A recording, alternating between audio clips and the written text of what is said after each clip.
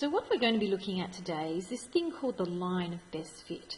So what we've been looking at are lots of different variables, or two variables I should say, being graphed on a graph, an x and a y axis, and we've been looking at whether these dots almost form a straight line, so whether they have correlation that's positive or negative or no correlation whatsoever. So if they do show a strong linear correlation, what we can say, or what we can do, is we can approximate that linear relationship. Remember that the word linear means straight line, by drawing a line through the points and then trying to find its equation.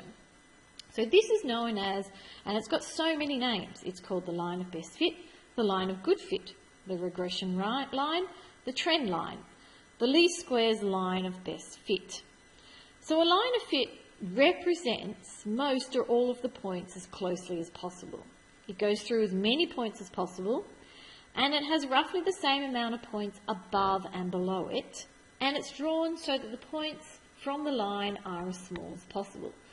So that sounds like a lot, but it's really very simple. So here I have my first example.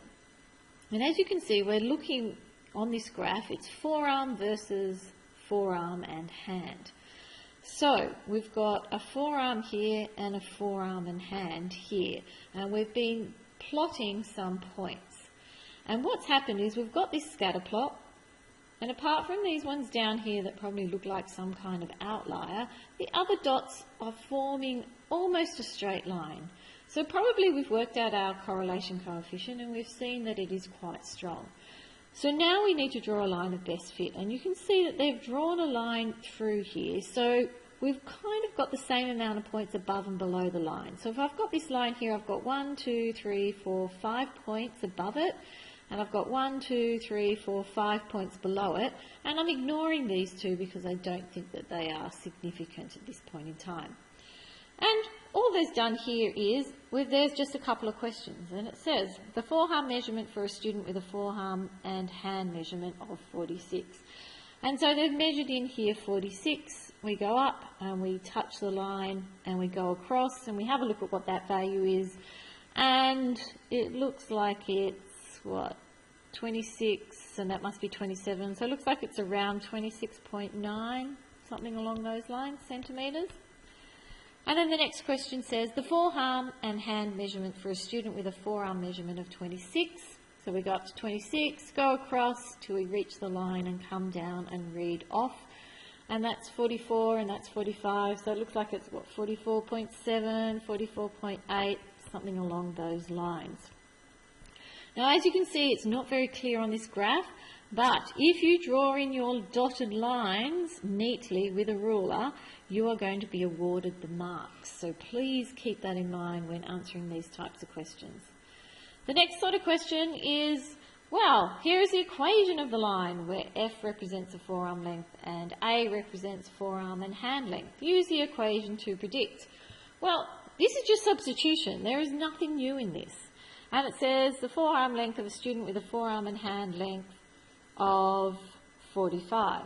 So that means that is what A, because the forearm A and the forearm A is the forearm and hand length. So this question is saying to us that A is equal to 45, and all we have then is a substitution. F equals 0.6 times A, which is 45, minus 0.7, and we throw all of that into our calculator, and our calculator gives you the wonderful answer of 26.3, and that would be centimetres.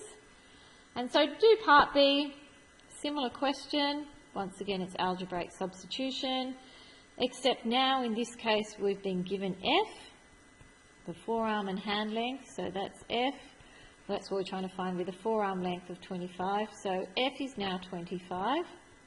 So writing this into my equation, I get 25 equals 0.6 times A. So let's just put the A there. We don't need the times sign.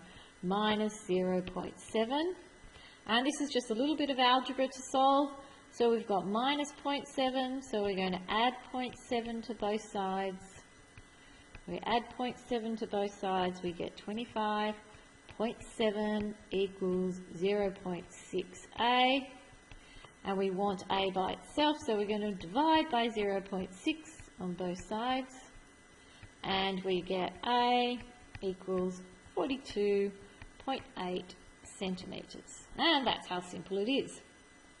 So if we go down to my last question, number 3, and this one is simply asking us to try and draw that line of best fit. So to draw the line of best fit, you kind of need to try and work out where it's going to be, and it is just a little bit of guessing, I guess.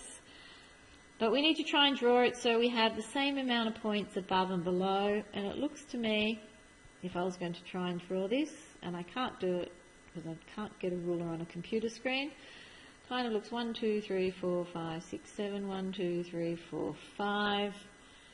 I could have possibly drawn it so it went a little bit further this way maybe, and so on. So it's really try and do it as best you can if you ever get asked to do it.